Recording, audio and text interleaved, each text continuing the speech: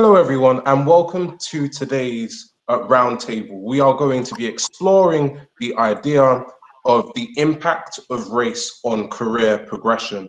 My name is Horatio, and I'm going to be chairing today's conversation as part of the YDWC Future Accelerator series. And alongside me today, we are going to be joined by Asif Sadiq, as well as Dr. Bryn Davies, who I'm going to be really excited to introduce you to later on.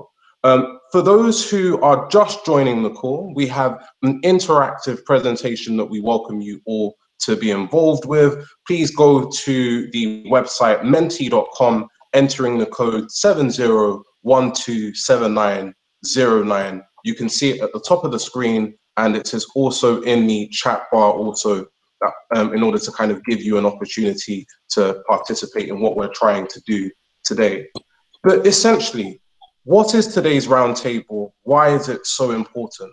So for a long period of time, many of us have been hearing about the challenges that we face in terms of being able to build diverse senior leadership teams. People speak about pipeline, people speak about talent management, people speak about giving opportunities. There are many people across the spectrum who are really interested in trying to grapple with this problem of what we can do to ensure that we have senior leaders from diverse cultural backgrounds in every industry being able to encourage the widest variety of diversity of thought that we can in every industry. And in order to really get to grips with this question, we have brought together two leaders with really powerful expertise that are going to help us to grapple with this question. And before we do that, before we go into their suggestions, I'm just going to give you a really quick overview of what we're doing today. So to begin with, we're going to start off with a virtual poll, just to kind of see where the knowledge is in the room to begin with. Then we're going to go into the keynote speeches that we will have from Dr. Bryn and from Asif, and really keen to hear their thoughts on the topic, before finally going to a question and answer session where everybody who is currently in the room will be given an opportunity to pose their questions and help us to explore the conversation slightly further. So to that end, it is my pleasure to welcome you to today's online poll, and I can see that 6 of you have already signed up. If there's anyone else who does want to sign into the online poll, do feel free to do so. But we are going to be starting in about 5 seconds. 4, 3, 2, and 1. Well, all of the best. Let's see where your knowledge takes you at this moment. So if you answer quickly, you get more points. What percentage of the FTSE 100 directors are ethnically diverse UK nationals? What percentage of FTSE 100 directors are ethnically diverse UK nationals? You have 3 options: 2%, 14%, and 20%. Everyone has voted. Everyone seemingly has got the answer right. Yes, it is 2%. Okay, we have a smart bunch today. There is no fooling you. Excellent. We move on to question number 2. Oh, right. So who's in the lead? We have Michelle in the lead. Really big well done, Michelle. Quick fingers there. Okay, on to question number 2. The question is, question 2. What percentage of FTSE 100 companies have no ethnically diverse directors on their board? What percentage of FTSE 100 companies have no ethnically diverse directors on their board? And the options are 69%, 49%, and 59%. And on this question, we have a split. And actually, the correct answer is 59%. Very interesting indeed. Awesome. Moving on to who is taking the lead. Oh, really good round from Sarah and Dr. Jimmy as well. Fantastic. Incredible. All right, and that changed up the leaderboard. And we move to our final question. So question 3 of 3.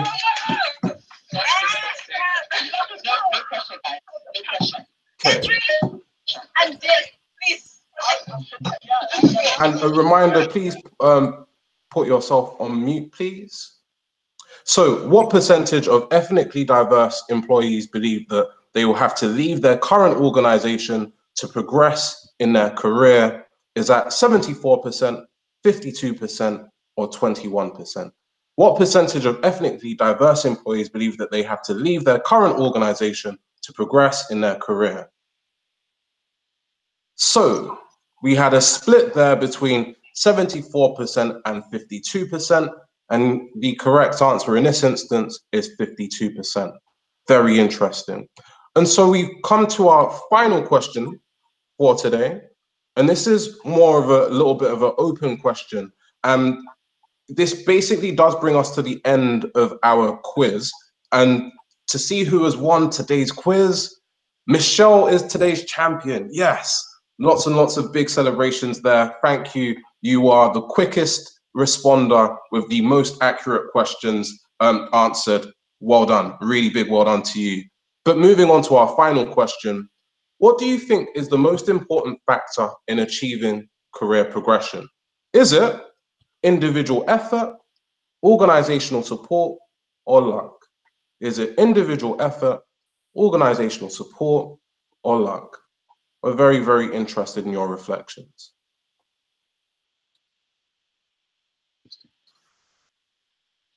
So 1 or 2 responses so far. Individual effort seems to be in the lead at the moment. Very interesting. Really interesting. So we'll end it there, but essentially what we have come to is a situation where organizational support seems to be the leading factor as voted by you, followed by individual effort, followed by luck. And we'll be really, really interested to see if that changes as time goes on. So a really big thank you to everyone who has participated in that poll so far. It is without any further ado that I'm really happy to call upon our first speaker today, Dr. Bryn Davies, who is currently the Program Director for the Oxford University High Performance Leadership Program. I'm going to hand over to Dr. Bryn Davies to give a little bit more of a further explanation as to what he does, and also to take us through his view on the topic of the impact of race on career progression. Dr. Bryn Davies, over to you, please. Thanks, Resha. I'll probably just say a little bit about myself and where I'm coming from in this situation. I am, by background, a business psychologist.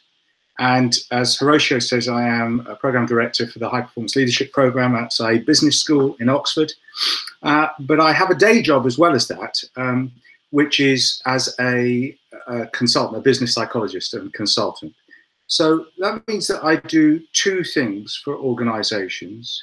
One is that I help organizations to select leaders for jobs. So in a hiring process, giving people those nasty psychometric tests and questionnaires, getting them to do business case studies, interviewing them, and then writing reports on their suitability for a particular role. So that's half of what I do in my consultancy job. And the other half of what I do is helping organizations to develop leaders who are already in roles. So that may be 360 feedback, it may be executive coaching, development centers, and leadership development programs similar to the one that I'm program director for at Oxford. So that's how you want to think about my positioning, where I'm coming from. I'm an expert in, I guess, in career progression, in selection, in promotion, in those kind of things, rather than, as you can see, the male, pale, stale guy here is not so much an expert in diversity and inclusion. That's Asif's bag, and he is the expert in that area. However, I have some things I think are useful for you to think about.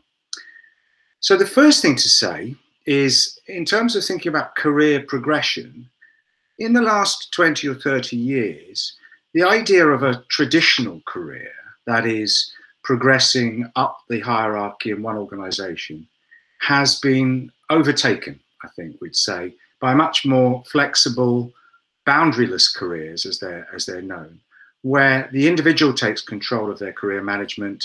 They tend to change jobs much more frequently than people used to in the old days. And there's a stronger focus on subjective career success. So if I pick up on that point, researchers have drawn this distinction between objective career success, which is like a big salary or a C-suite job title or something, and subjective career success, whether you find your job and your career a rewarding or fulfilling job. And I will return to that distinction between objective and subjective career success in a moment.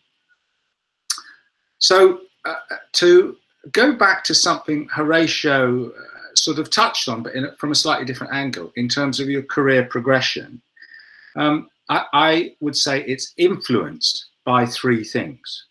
And those three things are things that you do or you don't do, things that others do or they don't do. So that may be decisions they take about promotions, biases they hold consciously or not, and luck, as in Horatio's poll.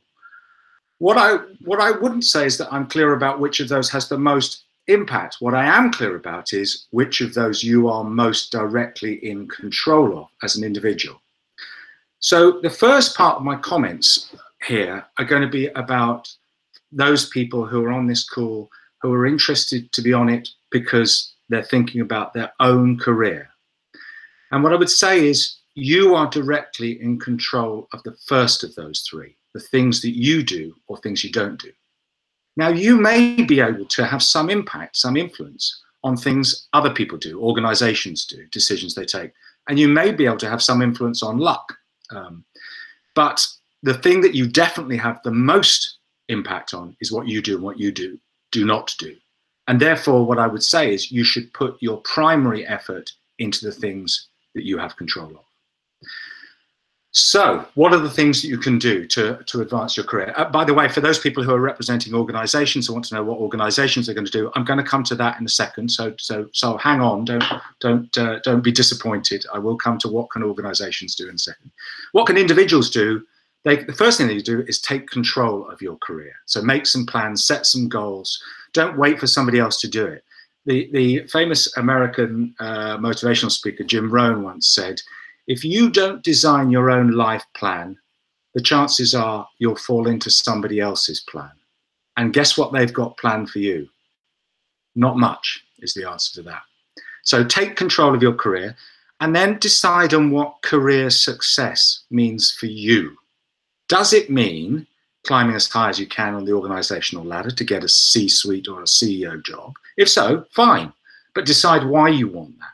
Is it to maximize your wealth? And if that's the case, that's fine as well. It's fine, but you need to decide what career success looks like for you so that you don't reach the top of the tree and then look at yourself in 15 or 20 years and say, what have I done all this for? What's the point of all this? Then some things about how you come across the organization. I mean, one of the things I would say is make sure you deliver results. There's two ways to judge people's motivation or commitment. One is to do with the effort they put in, and the other is to do with the results they deliver. Unfortunately, for career progression, usually only the results that you achieve count. So if it's a business, that means financial results. If it's a non-profit or public service, it means service user results.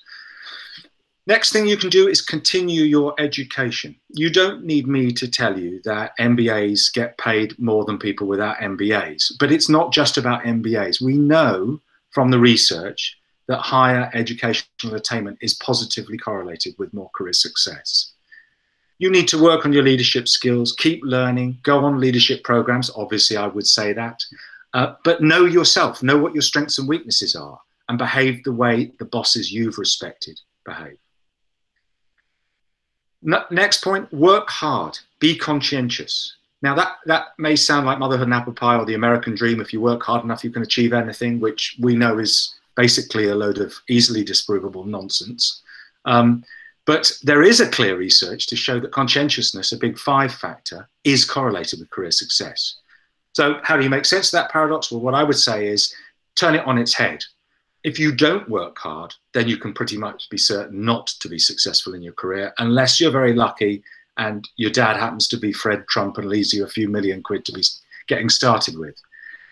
Other simple tips: be useful to your boss. Get noticed for your work. Don't assume your work speaks for itself. That doesn't mean go around bragging about your achievements. Nobody likes somebody who's a braggart, but don't hide your light under a bushel either. Don't just think your work speaks for itself. Find a coach or a mentor who will sponsor you. That's vital. Network, network, network. Make connections, build relationships with people you admire, you would emulate, you'd like to emulate them. Stop hanging around with people who drain you, who are the energy vampires. Become an expert in your area. And last 2 points, don't hesitate to change jobs if you aren't being appreciated where you are at the moment. You know, don't waste time hoping it'll change if you just wait a bit longer. Start looking, and start looking now. And then finally, never, ever, ever work for a toxic boss who undermines you and your self-esteem. Just get away from them as fast as you possibly can. So that's for the individuals. Now we turn to the other side. What can organizations do to improve diversity and fairness in career progression? Well, the first thing for me to say is there is an awful lot more research on identifying the problem of unfairness in career progression than there is, unfortunately, in identifying solutions. And that's because solutions are harder to find, I guess, and harder to research. Okay, so what should organizations do? Number one, I'm going to say something they shouldn't do. What they shouldn't do is throw money at unproven initiatives just to make themselves feel better. They should do things that actually make a difference, not just things that look good. We've spent X hundred thousand on Y or Z diversity training or whatever. So what does that mean? It means they should be embracing evidence-based management. Use the best available evidence to make the decisions about what you invest your time and effort in. Step 2, collect data so that you understand the extent of the problem that you have and you monitor the extent of any progress. Otherwise, how will you know whether you've made any difference? It means collecting data on who's applying to your organization, who's shortlisted to your organization, who's selected for your organization, and who's promoted. It also means collecting exit data from your ethnic minority groups to find out why they're leaving. And if the talent management cycle is about attracting, hiring, and retaining talent, then the place to start is in your attraction.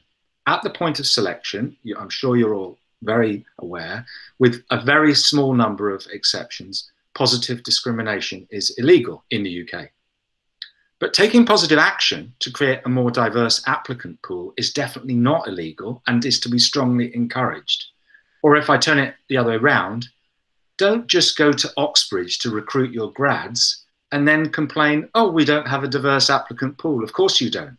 You're going to have an applicant pool that looks like the pool of Oxbridge grads or undergrads.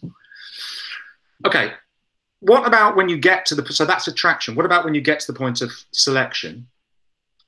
What I would say is you need to improve the objectivity and fairness of your selection process. That means relying less on interviews. It means training your interviewers so that the interviews you do conduct are more structured and more job relevant. It means teaching your interviewers the difference between evidence-based decision-making and decision-based evidence-making. That is, making the decision and then sorting around to find the data to justify what you've done. Use structured, objective assessment tools that have been properly validated to show they predict actual job performance. Or use recruitment systems such as some of you may know this, the contextual recruitment system from Rare Recruitment. What that system does is recognize into the selection process and integrate the obvious truism that getting into a top university from a top public school is a hell of a lot easier than getting entry from a struggling comprehensive in a deprived area. It follows that the students from the deprived area will have worked harder and shown more talent than the students from the public school to get in. So, and that system, so look it up, Rare Recruitment it is, and it's called a contextual recruitment system. It actually gives benefit points to people for having worked harder or overcome adversity. After the point of selection, when you've got them in the organization, there's about onboarding, but there's also about promotion criteria that are fair, objective, non-discriminatory. Again, that means using approaches that are fair and objective, not just the boss's subjective appraisal. It may mean having independent assessments of capability from people like me or colleagues like me from outside the organization, alongside objective track record data on job performance. And we know that getting promoted is not just about what you know, but about who you know. And that means organizations need to formalize and broaden the senior sponsorship that we know happens anyway. It means ensuring all your employees have mentors, coaches to help them navigate the landscape and to advocate for them. And finally, a diverse, inclusive culture obviously starts with so many of these things, it's true, it starts at the top of the organization with senior leadership. But not just senior leadership words, senior leadership actions. Sometimes I like to say organizations are built on stories, and some of the most important, powerful stories are stories about what the leader of the organization does. What the CEO does and says really, really matters. It gets talked about and it gets imbued into the culture of the organization. So there's a few things for you to think about. I've gone over my time. I'm so sorry about that. But hopefully that will provoke your thinking, and my apologies to you, Asif. Absolutely no problem at all. Very, very happy to hear from you. And I'm sure that everyone in the audience has really, really enjoyed what you've had to say. So just to remind everyone in our audience at the moment that we will be having a question and answer session immediately after this. So if you do have any questions, do feel free to begin raising your hands, and obviously we will cue that. But moreover, if you do have any questions that you would prefer to type, do feel free to do so either in the chat, or we have a question and answer interactive poll that we will be putting up soon. So do get ready. Immediately after the next talk, we will be coming to you. But in the immediate term, it is my real pleasure to introduce a man who is a stylish person indeed. You could say somewhat more stylish now that he is Vice President and Global Head of Diversity and Inclusion at Adidas and Reebok. It is a very good friend of mine, Asif Sadiq. The floor is yours. Thank you, Horatio, and hi everyone, and thank you for joining. So I guess what I'm going to do is try to share some experiences alongside some challenges and opportunities I see in this space. I think the first, just to actually answer the question in itself, you know, is there actually an impact of race on career progression? I have to be honest and say yes. And I'll say yes for a number of reasons. And I think it sort of follows you around. There isn't a stage within your career that your race is not brought into the discussion, question, or has an impact on where you go or what you do.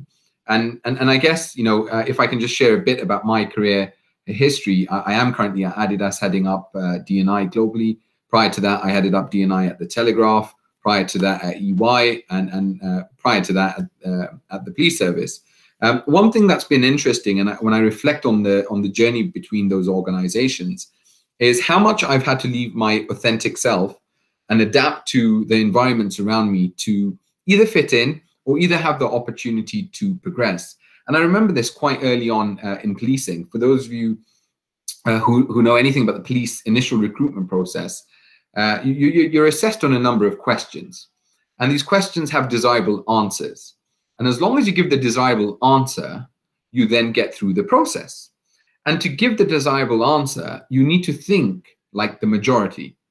So you need to think like your average individual, not like someone from a underrepresented group or someone from any other background. And I still remember a very sort of vivid example of this. One of the scenarios, so you have to do role plays in the police assessment, and one was around where someone had used a racial slur towards someone else and you had overheard this. What would you do? Now, having witnessed and experienced that whole process before, I gave the answer around what I would really do, which was, of course, I would make the person understand, talk to them, but evaluate it. And they marked me down on the question because they said I did not take it seriously enough. And then I had to explain to them that actually I took it more seriously than anyone else does. But having the lived experience of going through that, I understand how to tackle that situation much better than glossing it with the right answer, which is what was the expectation. And at that point, I guess, is that realization that my race will continuously be a challenge. I will have to work twice as hard as anyone else. And, you know, by the way, I'm not bitter in any way, but it's just, you know, a reflection of things that you end up having to navigate your career. And even when I joined policing, it was the whole sort of be like everyone else, keep your head down, you know, don't speak up, don't say anything, you know, which will make you stick out, and all those kind of things. And then you move on in your career, and as I did, and I joined EY and so on. And even then, a lot of diversity, rich diversity actually in EY, a lot of people from different sort of backgrounds, but they all talked the same. They all dressed the same. It was all gray suits, white shirts, black shoes, Rolex watches. You know, that was what you had to do to fit in. That was the, you know, the way you couldn't come. And I remember reading a report actually the other day, just to share that within the first 7 seconds of what you say, depending on where your accent's from, judgment is made on your on how good or not good you are. Now, I promise you, from my experience, and this is probably not a reflection of everyone at EY, so I don't want to be harsh, but generally, people speak really well. And again, it shows you that there are some limiting factors when it comes to you know, accents and those kind of diversity that you have. And then you constantly, throughout that process, there's also the realization, I mean, the amount of times, not at EY, but just generally in my career, I've been asked things like, oh, your English is really good. And I'm like, well, what did you expect my English to be? You know, and it's those kind of experiences that make you realize that even when you try to, and the point I'm trying to get to is, even when you try to assimilate, even when you try to fit in, you will always be different.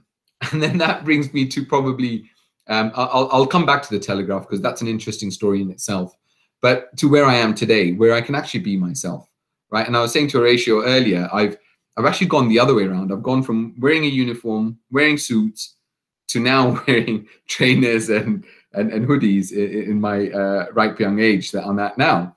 And it's such an interesting time for me. And I work in an organization where we have, you know, 100 different nationalities. And actually, for once, I can be myself. But the critical thing throughout that point has been, is there's always some burden that you carry alongside race. And, you know, this really came to light a couple of months back. I was speaking at an event, and a lady came to me afterwards, and she said, you know, Asif, that was great. You know, it's great to see everything you've achieved despite all odds. So I sort of paused for a second, and I was like, all odds?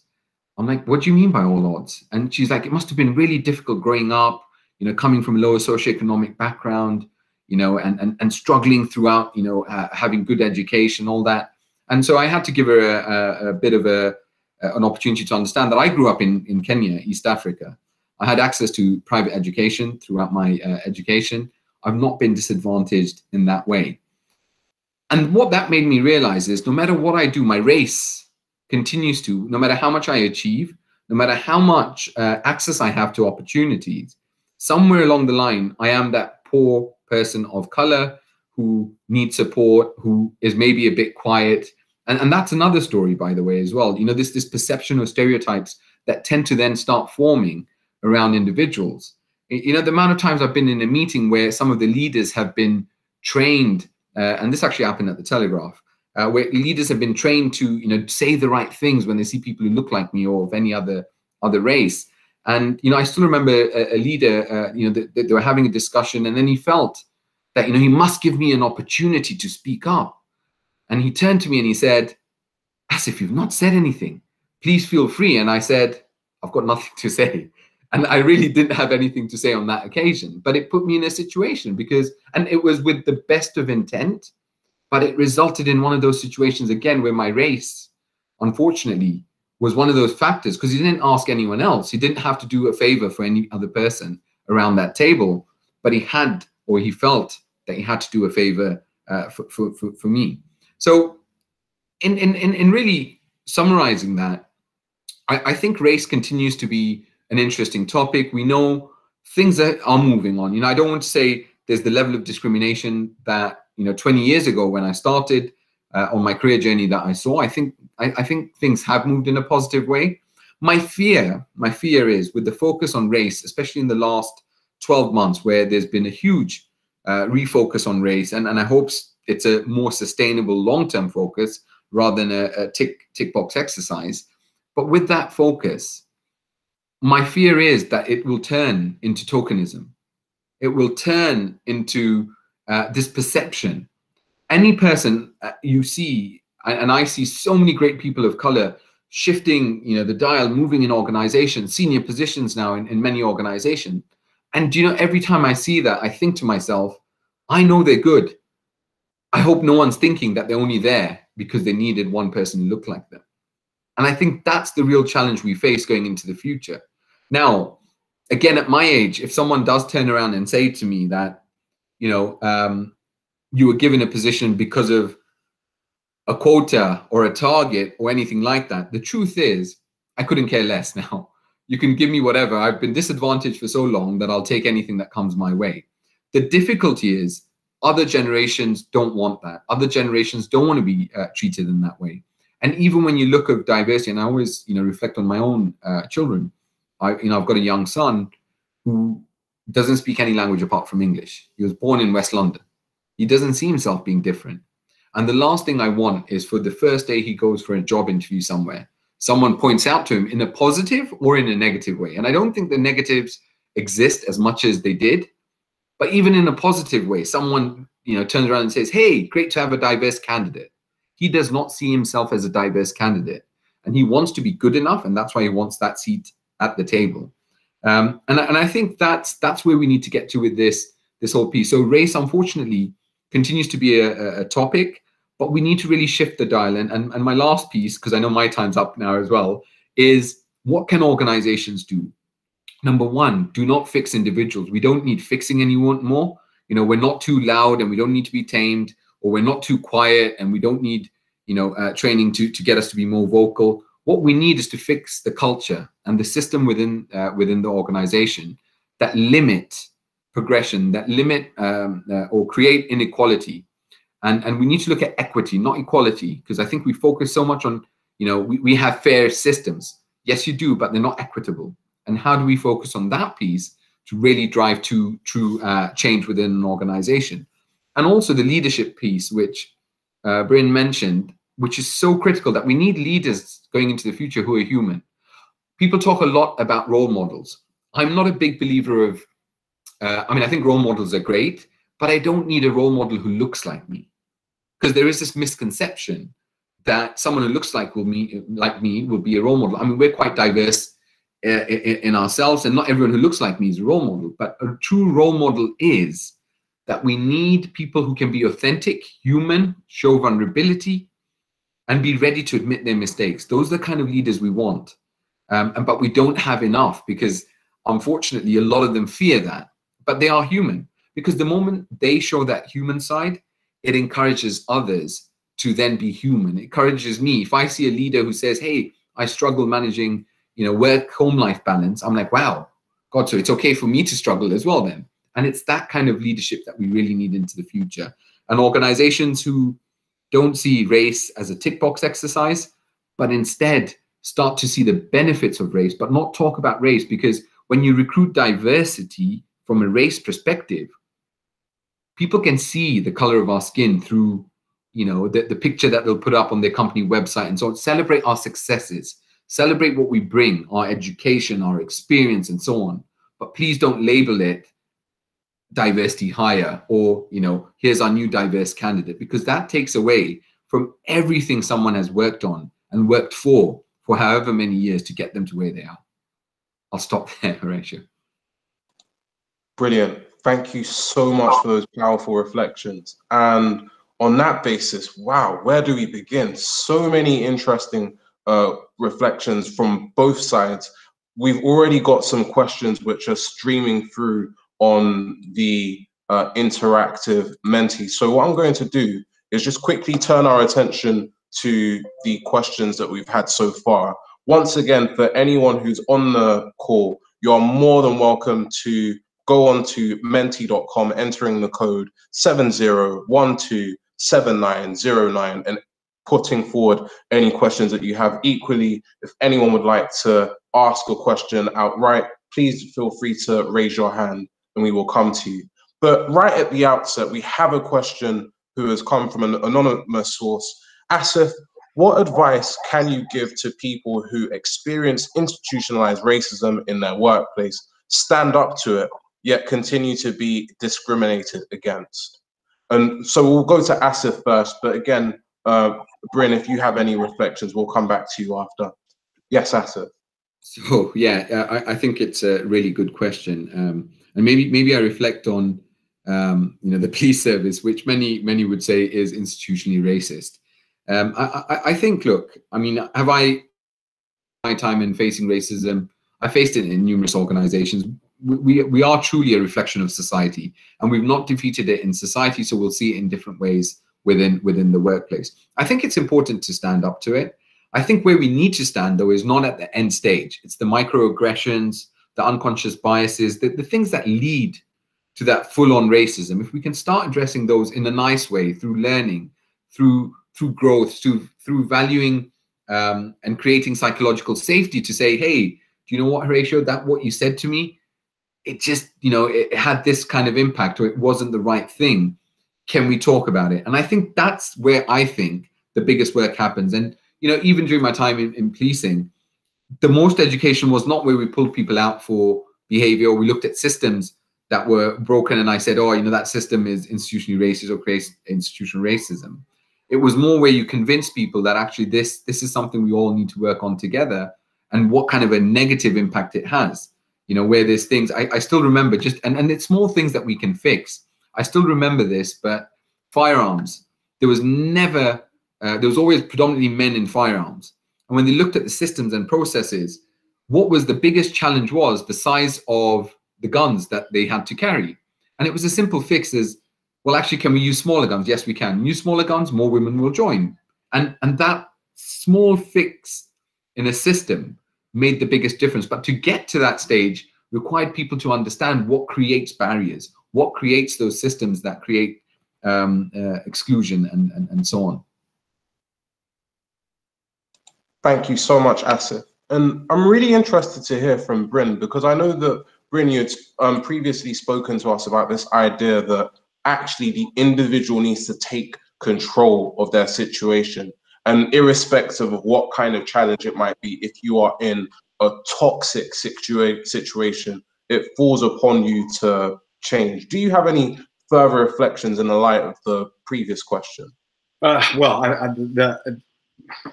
first of all, I should say it's odd for me, because I'm not, obviously, being a white guy, not been in that situation. So it's odd for me to say this, but I think it's up to the individual to make a choice. You can try and change society, but if you're fighting against an individual, an organization that is full of racism, and you've tried your best to change that, or to alter things, eventually you have to protect yourself, and that may mean getting away from the danger.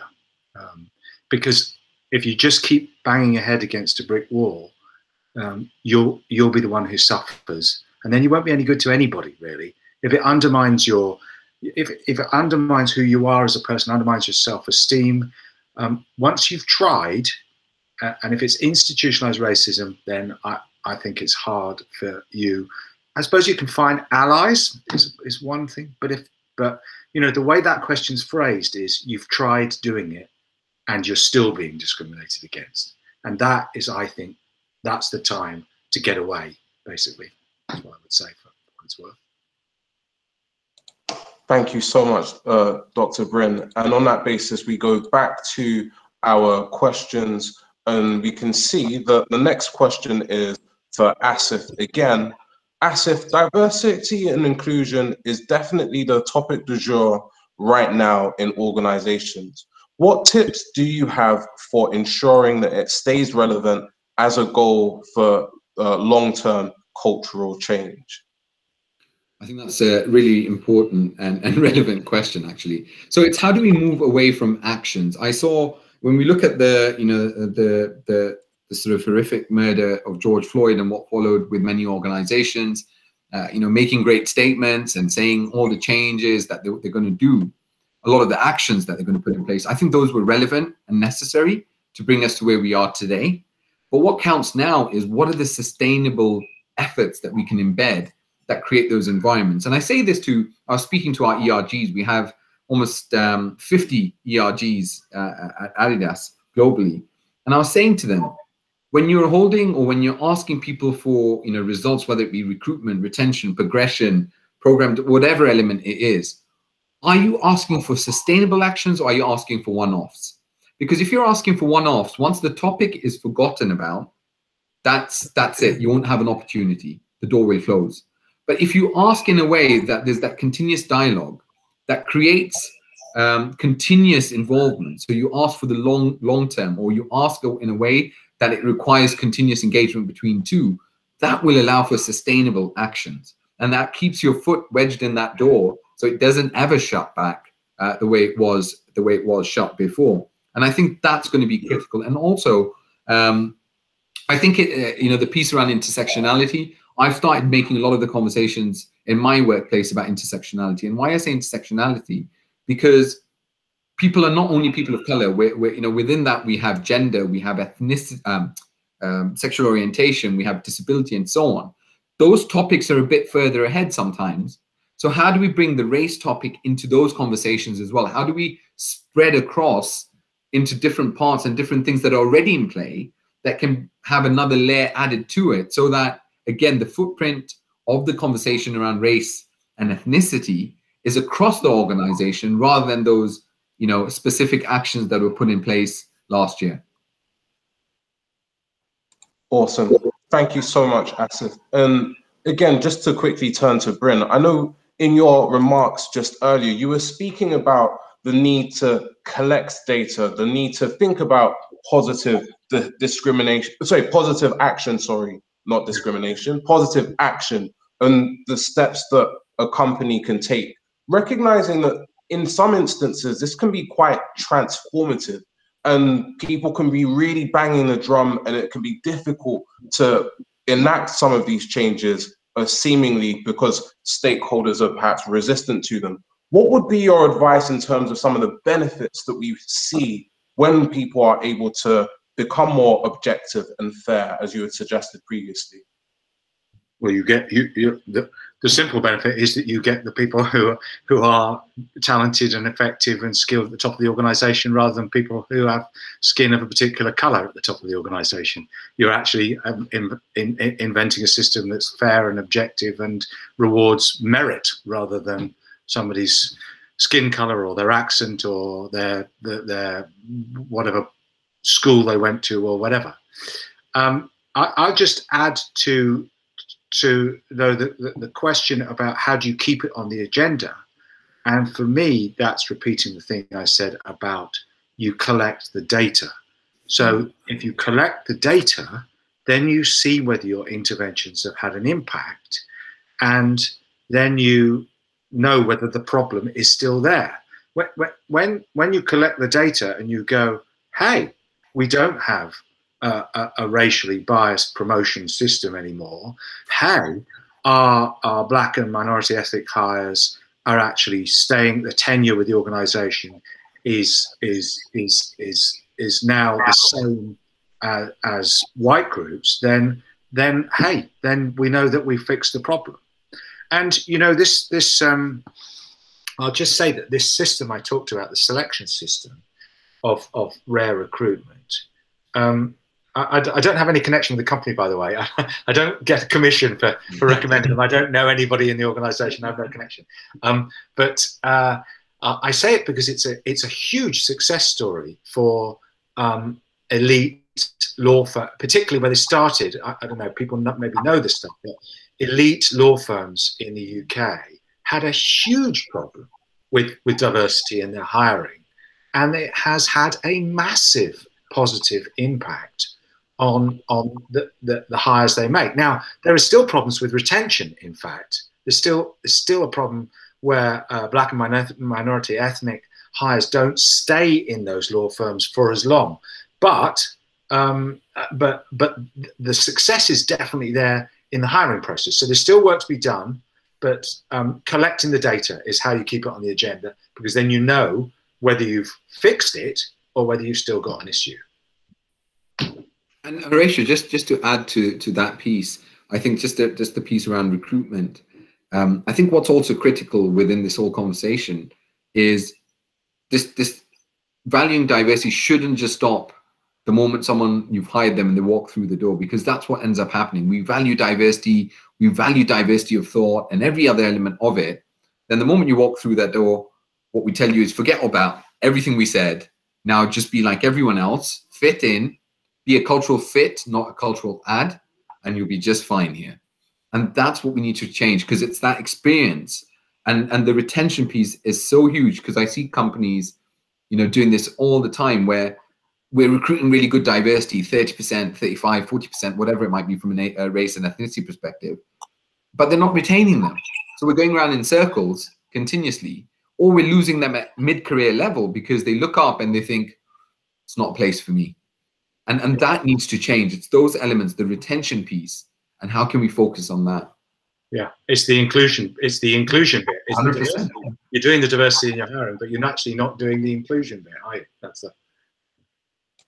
And of course, the benefits are, that once you've got people on board, then the creativity is better. Your understanding of your customer bases. If you're representative of your customer base, then your understanding of your customer base is going to be better.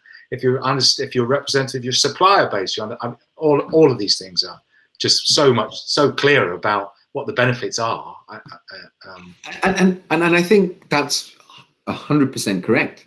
I think the difficulty is, though, not everyone gets it.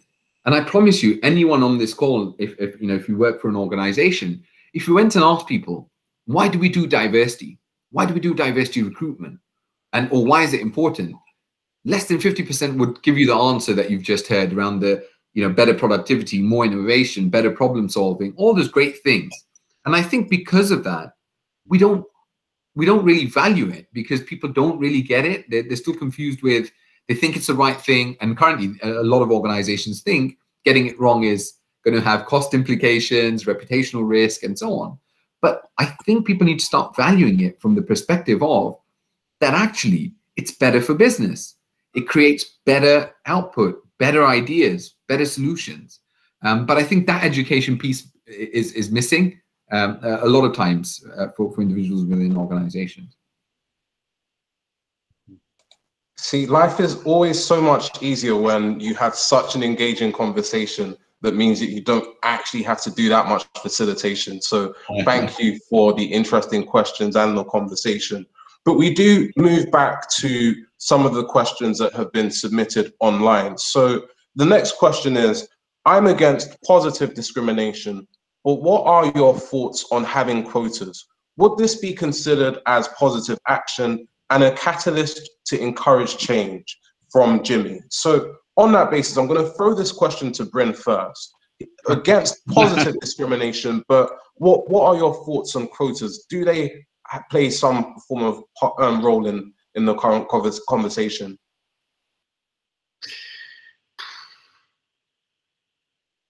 I think it's a vexed question, Horatio, and I don't know if I know the answer to that, whether it's better or not. Honestly, I really don't.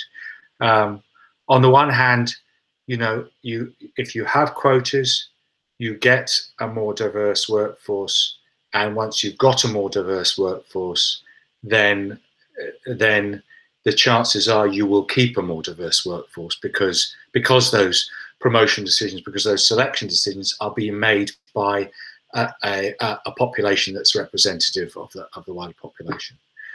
On the other hand, you've got this question about, do people, exactly what Asif was saying before, which is then people start to argue that people are in their position because of the color of their skin rather than because of their talent or capabilities or competencies or skills or knowledge or expertise. And so it sets up, if you like, a target for people to, or a way for people to have a go, I guess. So I honestly don't know the answer to that, about whether quotas are a good thing or a bad thing. Asif is, I'm sure, a much better person to ask the same question of.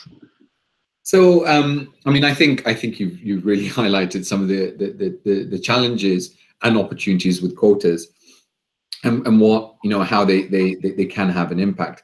I personally have a view, not an organization's view, not my company's view, or anything like that. I do believe targets are useful, and also if we are going to have quotas, can we have quotas into processes? So what I mean by that is that sometimes we have quotas at the end of a process, and what that results in is that exact perception that the person's a token hire, or we've hired them because of the color of their skin and so on. But if we have quotas going into processes, then it really ensures that everyone has an opportunity to get to the start line. And as far as I'm aware, I know of a lot of people of different backgrounds. If you get them to the start line, they can run the race themselves. The struggle sometimes is getting to the start line. So whether that be the senior executive program, or interview process, or the partner process, and all that. So I think quotas in that sense, in my mind, work well because it challenges the system. And then really and truly, let's say we have that quota, because someone will, of course, argue, what if it still doesn't bring change? Then we know the system's broken somewhere. And then we can break it down and slice it and look at where is it broken. And if the end is that, the system's good, the online assessments are good, the psychometric tests are good, but where we're falling is face-to-face interviews, then we know where the problem is and we can address that more directly. But I think in that respect, it works better if we have quotas into processes. Nice. So I'm going to thank the speakers again for their remarks. I'm going to go back to the questions that we have, but before I jump back to the questions, I can see that the chat bar has been incredibly active, and I think it is worth reading out some of the suggestions that we've had so far. So from Dr. Jimmy, diversity generates creative abrasion, which benefits the organization. From Parbir, please accept my apologies for pronunciation. Organizations don't collect good data at granular level to show the benefits of diversity and inclusion. From Demi, there are times when education/awareness is viewed as a panacea on issues related to diversity and inclusion. Once a training session has been run, there is no real follow-on to ensure embedding of principles into practice. And from Aisha, there is also a narrative that equity will take away the privileges of those who benefit from potentially the current system. This notion should be added to the business case for DEI. Really, really interesting reflections. Do keep them coming, and do also share your questions. And we'll come to the current question that we have on the screen at the moment, which is, do you have any tips for building a successful career in diversity and inclusion? And I imagine that this is one for Asif. So Asif, I will hand over to you to take away. I'd say don't do it. That's my answer. No, in all seriousness, I think that, I've learned a lot along this way. And what I've learned is I get a lot of people asking me or messaging me, especially on LinkedIn, where they're like, hey, I'm really passionate about, gender equity and I want to get into diversity. And I'm like, diversity is probably not the thing for you. Or they ask me about another area of diversity and they'll be like, I'm really passionate. And I'm like, again, I'm not sure diversity is for you.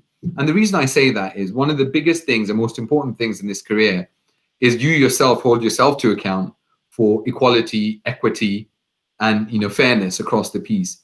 If you ask me on a Saturday, what am I passionate about around D&I, I'll tell you. But Monday to Friday, I treat every single group with the same amount of respect, push for every agenda in the same way, try to create equity, of course, for those groups that have been traditionally marginalized.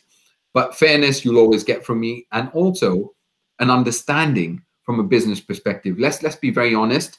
A lot of leaders will not get the moral case, and I'd like to think they will one day, but generally they won't. The business case they will get. But for them to get the business case, you have to understand the business case to be able to present it to them. And I don't mean telling them, because if you tell them, it's in one ear, out the other. But when you show them the stats, you show them the data, you show them the cost. If you show them that we're losing staff from an ethnic minority background and the costs of recruiting them, costs of training, and you show them that that's 4 million a year, trust me, it will shift the conversation further. So it's really, really important to view it in that way. And I think that helps because activism, as good as it is, channeled in the wrong way, can come across as being extremely aggressive, extremely dismissive of any other view, and so on. So it's how do you channel that? So that's my only advice, that if you follow that path, it allows for you to create inroads. It allows for you to be able to have the conversations, and even the difficult conversations. And also, my final point on it is failure. You know, the amount of times I've been told no around things when I present them to leadership, I could have been a millionaire for every time they said no. But I go back and I think of, okay, fine, what more can I add to it? How can I improve that presentation? And I still remember when I wanted to publish the ethnicity pay gap at the Telegraph. Now, for those of you who know the Telegraph, it's it's more sort of inclined on as being a centre-right newspaper. Imagine them being the first newspaper in the UK to publish their ethnicity pay gap. That took a lot of convincing and a lot of knocking on doors and going in and out again and getting a no and then replanning and going back. But I never lost it during that sort of time. I always went back and said, okay, you know, when they gave me a reason not to do it, I came back with 2 reasons to do it. And I think that kind of mindset and not letting it, you know, drag you down, because it can honestly drag you down a lot. Thank you so much, Asif. And actually, in that context, I come back to Bryn, because one of the things that you'd mentioned that on an individual level is that sometimes you find energy vampires, as you describe them, people who are wasting your time, who are not necessarily helping you to kind of progress your career individually. Do you have any tips for those who are actually thinking about, okay, staying within an organization, but trying to kind of change from within as opposed to kind of leaving? What is it that you can kind of say or do that it really is going to kind of help to kind of move the needle? Are there any thoughts or reflections that you have in this space? Well, it's a huge area, dealing with people who are difficult or unhelpful. I guess one thing I would say is there is a very good book on this by the Harvard Negotiation Project. So some people on this call will probably have read the book Getting to Yes, which is by the Harvard Negotiation Project. It's a great book about negotiation. It's the sort of simple, easy to grasp book about negotiation. In the context of this, is dealing with people who are being unreasonable or worse. There is a book called by the same people called Difficult Conversations. I wonder if I can find it on my shelf quickly. No, it's not there. There's a book called Difficult Conversations, and it has excellent stuff about dealing with those situations. But if you're dealing with somebody, if you're facing implicit or explicit racism from somebody, I still repeat, my advice is you need to get away from that person. You really do. It's not good for your health or your well-being or your self-esteem or your self-efficacy to stay near people like that. And I would say that about, you know, that's irrespective of actually whether it's a person whether that's to do with race. It's actually to do with people who are bullied. It's about bullies, basically. You don't need to be near bullies. Yeah, as I say, you know, if you want to read the book, it's called Difficult Conversations, and there's a lot of advice in there about things you can try doing. I think, Asif, I have something to say about Dumisani's comment, but I'll come back to in a second, because Asif. Feel free. Okay, well, I'll just say, Dumisani says, you know, there's sometimes when educational awareness is viewed as a panacea on issues, and there's not enough follow-up going on there. And then what it made me think of is this huge unconscious bias debate argument that's going on at the moment well, you know, there's a couple of systematic reviews, so it follows what I said about you need the evidence about whether these things work. And the jury is out about, both systematic reviews more or less say the same thing, which is that it is effective in trying to, in raising awareness about unconscious bias. What the jury is not clear about is whether it's effective in changing people's behavior. Now, that doesn't mean it doesn't. What it means is we don't have good evidence that it does at the moment. Now, my personal view is, if you could tie it to a specific situation, such as, let's say, your promotion system, right? So if you tie it to that, make people aware, and then look at, run your more fair, objective promotion system. If somebody's thinking about doing a PhD on this call, there's a perfect PhD laid out. You have that, you have a control group, you have the unconscious bias group, and you tie it to something specific, not just seeing if it makes a difference to people's behavior in general. Sorry, that was a long answer, but it's probably the last thing to say. I see. And maybe if I can just add to that, I actually shared an article on this the other day around some training that we've embedded within Adidas for our 66,000 employees. My view always is that training should be viewed as a journey, not a one-off. And how do you create ownership of training? And I think for me, there's a few factors, and I'll very quickly try to summarize. But I do think, you know, how do you create training material that's open source so that you get different views, not one view? How do you create ownership so that it's not a trainer delivering the training, but different team members are leading the training? And also, how do you make sure it's relevant at a team level? So it's not just that big training which comes from head office that's not relevant and you ignore because they don't understand what it means to work in our finance division or our, you know, product design or whatever it might be. And I think those kind of factors are really important, but it should be seen as a continuous journey of education through experiential learning, self-taught learning, classroom-based learning, and so on. And I think those factors really put together create training that's consistent, long-term, and has the desired impact in the long run. And just the final point on the other piece around, you know, some of these challenges, struggles, and you know, the potential for, you know, being dragged down by whether it be racism, discrimination, or any other element. I think, I mean, there's a principle I use quite a lot, which is I'm not going to become a victim. The last thing I'm going to be is a victim. I'm not going to allow myself, and I don't mean that where someone's directly attacking me. I even mean that where I create a perception in my mind that I'm a victim, or I'm not successful because of, I'm not getting access to opportunity because of. Now, the reality might be that that is true, but I refuse to become that victim. And I think that's key. And I ignore, and that sort of puts a filter where even when I see elements of, you know, where I know that I've been treated differently, but I don't allow it to drag me down, because the moment I accept I'm a victim is the moment that I start losing out. So I think that element's really important, that how do we navigate that? Because it can, and it does happen a lot of times.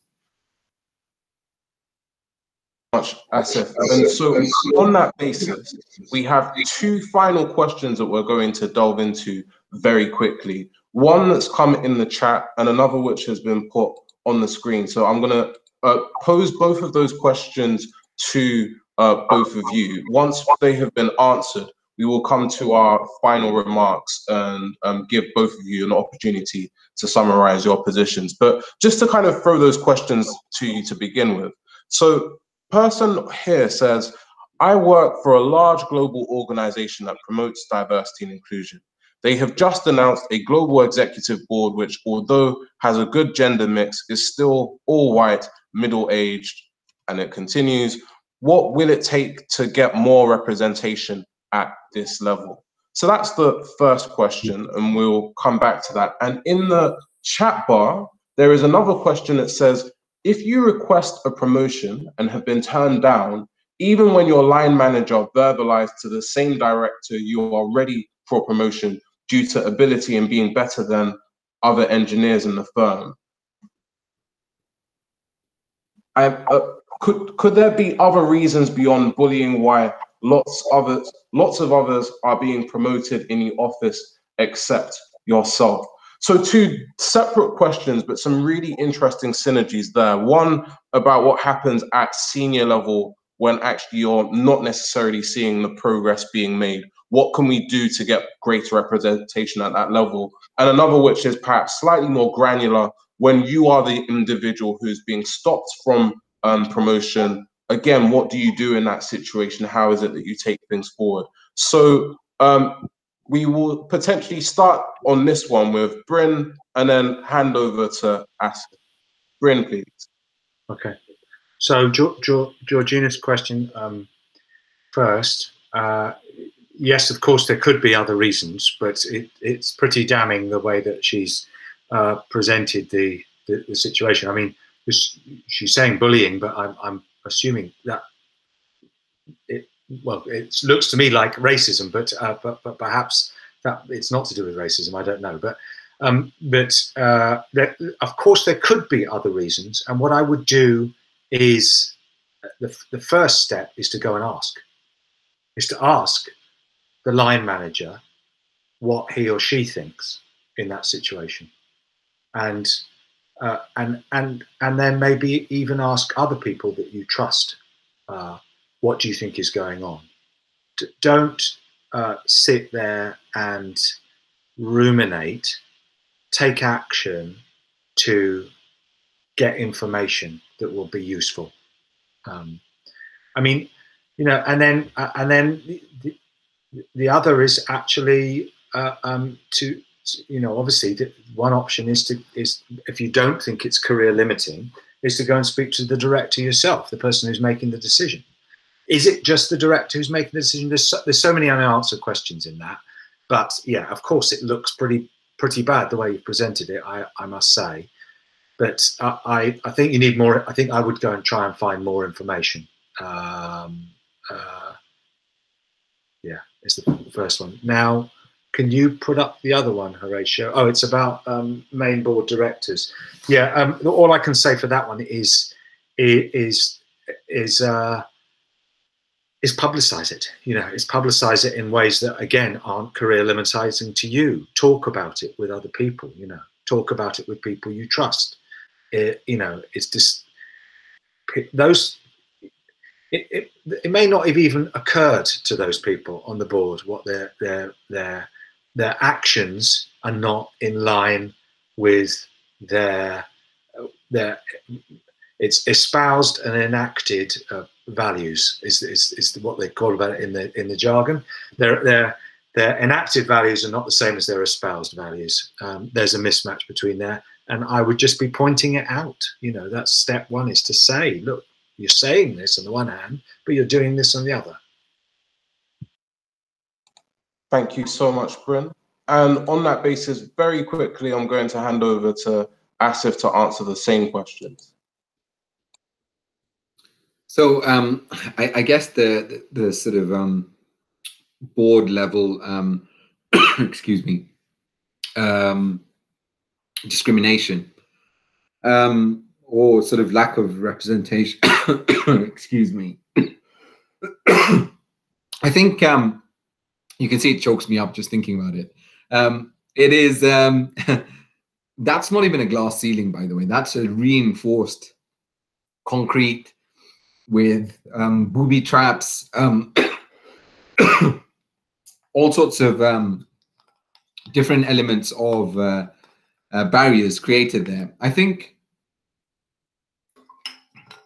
in my view, the challenge at that level is that a lot of the systems that come into play there really show, sort of highlight the barriers that are created. So a lot of informal conversations, informal appointment, all the things that can bring in bias exist at that level. And that's why you see lack of that. And also there is that piece around when you say that, you know, people say a board's diverse because we have a woman, it's only because they're a bit more comfortable having a woman. And yet when they think of someone from a different race, it's too high risk at the moment. That's the mentality. That's the thinking behind that. So to really adapt that and to change that, I think there needs to be a whole shift. But even then, I mean, I know how those board conversations and how people get assigned, especially and I think Horatio, I was sharing this with you, but non-exec boards, the lack of representation on those from people of different backgrounds is huge, but it's all based on relationships, networks, who someone knows. And I'll give you a very real example just to put it into perspective. Some time ago, I'd applied for a non-exec role for the House of Lords.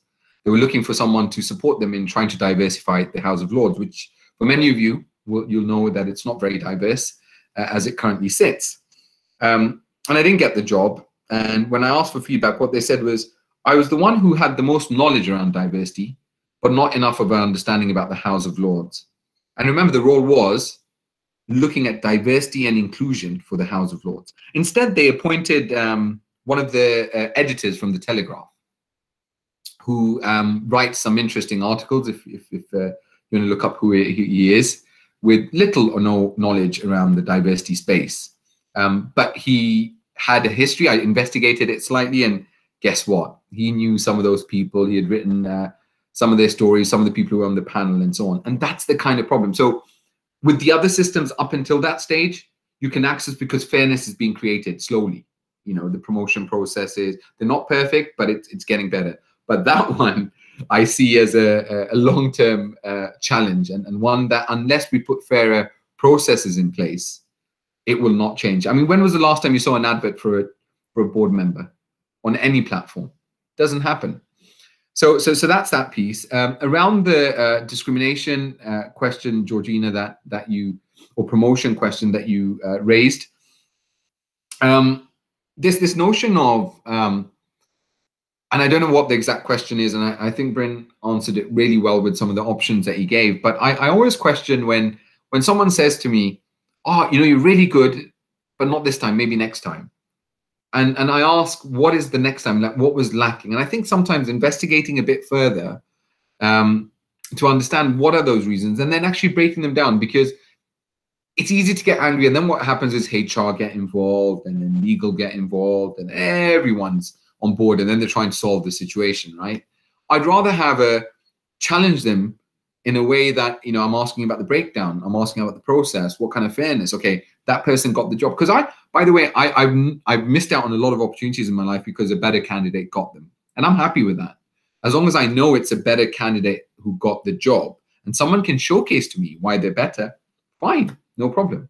And I think it's that kind of piece that's really important, to ask for answers, because otherwise it leaves you not knowing why. And it's really important to get that feedback and to ask for more deeper insights, you know. And I think any organization owes it to people, especially if you've been through a process, to give you that detailed feedback. Horatio, can I just jump in now? Just add something. Asif's answer was much better than mine about the board level, and I just want to reinforce what he said, which is that the problem is at senior levels, even organisations that typically would have an objective assessment process for positions, suddenly that falls away. When you get to C-suite positions, it becomes what I'd like to refer to as courting of people rather than assessing people. It's all about, and of course that's heartily encouraged by executive search consultants who but some of them are great. I've worked with some of them, but you know, when you start courting people for jobs rather than selecting people for jobs, identifying what their strengths, limitations are, whether they're the most suitable candidate, then it all becomes exactly as he said. It's all about relationships and who you know, not what you know. Yeah. So this has been an incredible conversation, but like all conversations, it must come to an end very, very shortly. And in order to facilitate that, what we're going to be doing right now is I'm going to hand over to both speakers to give their final reflections, having an opportunity to bring together the final thoughts that they feel that everybody should be taking away from this call, whether you are an individual who is seeking to progress themselves or a member of an organization who has the power to create changes which are going to help people from diverse cultural backgrounds to progress. And so to that extent, we're going to kick off with Dr. Bryn first, and then hand over to Asif to close us. And then finally, we will have wider reflections on how everyone more generally can engage with the Future Leader Accelerator and some of the other opportunities that we have in the context of YDWC. So very happy to hand over to Bryn, please. Sure. Okay, so I'll make two points, one about the individual and one about the organization. So the one about the individual is, remember that you are in control of what that what you do to advance your career is the one thing you're most in control of. So if you focus your efforts in that domain, what you do, working hard, making sure you network well, making sure you find yourself a sponsor, a mentor, stuff like that. Focus on what you do, and that's where you want to put your attention and your effort, because that's what you can control. And from the organizational perspective, I would say collect the data, collect the data. It's all about the data, because you know how big the problem is, and you'll know whether your intervention has made a difference. So there you go. One for the organization, one for the individual. Thank you so much, Bryn, and happy to hand over to Asif. Yeah, I mean, I guess just in summary, it's about, I think the networking piece is huge. I can't, emphasize enough the importance of networking. But more than that, I think, the moment you get comfortable being yourself and stop trying to be someone else, it's so much easier. I mean, if anything, it's your own mental health and well-being which improves more than anything else. But I do really think, because when you're trying to be someone else, you are competing in a very large group of people. If you're trying to be like, how everyone else is or what everyone else views as success. If you are different, it might be challenging initially. It might be new to people, but someone will spot that difference at some point and say, wow, okay, that's different. It will add a different perspective. And I think organizations are on that journey, the way I see it. So I think it's being your authentic self and being true to yourself is really, really important, because the moment you get comfortable being you, life becomes easier, but actually that career progression and going through work and opportunities becomes easier, because you're not always leaving your true self at the door. And that would be my biggest thing. Apart from that, of course, there's all the hurdles, all the different steps and everything else. And they're frustrating, but one of the things I hate actually about a lot of platforms like social media or LinkedIn and things like that is you only see people's successes, never their failures, never. And I think that's so, I mean, even I look at it and I think, God, I need to do better. But the truth is, no one sees the amount of times you failed. I can tell you of how many jobs I've applied to in my life and have been rejected, before reaching where I am today. And I think it's more important to acknowledge that. So no one is where they are because they're so amazing. You can be any one of those people you see. It's just that they're very good at not showcasing their failures. But we need to celebrate failure, because failure is an opportunity to learn and grow. Thank you so much to Asif. And so thank you so much also to Dr. Bryn for your reflections today. It has been an absolutely exciting event. Really powerful reflections across the spectrum.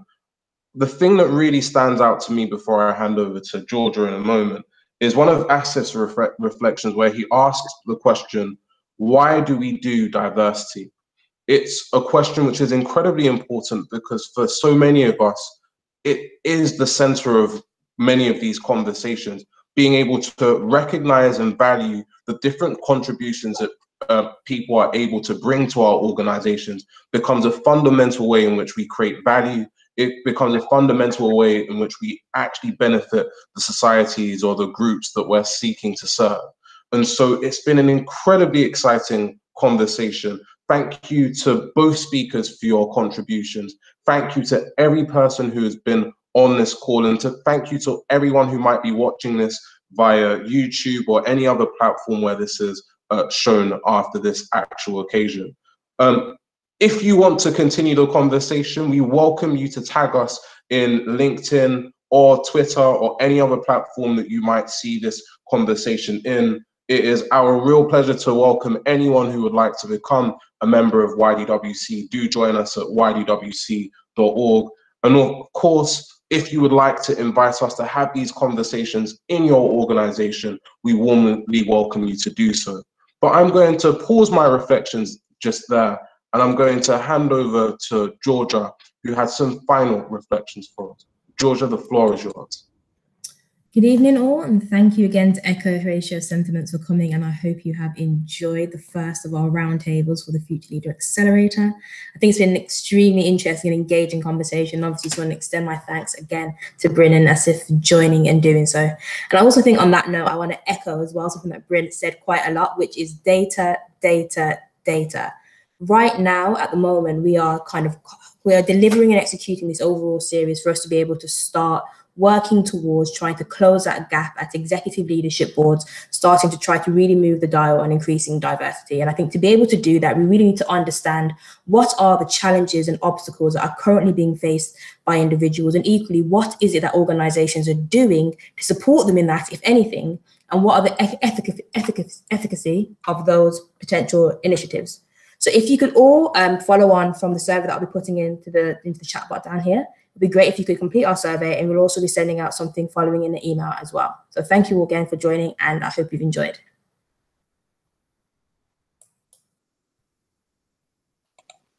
So without anything else to say, we only say a really big thank you to everyone. Have a lovely evening. Great to see you all, and take care.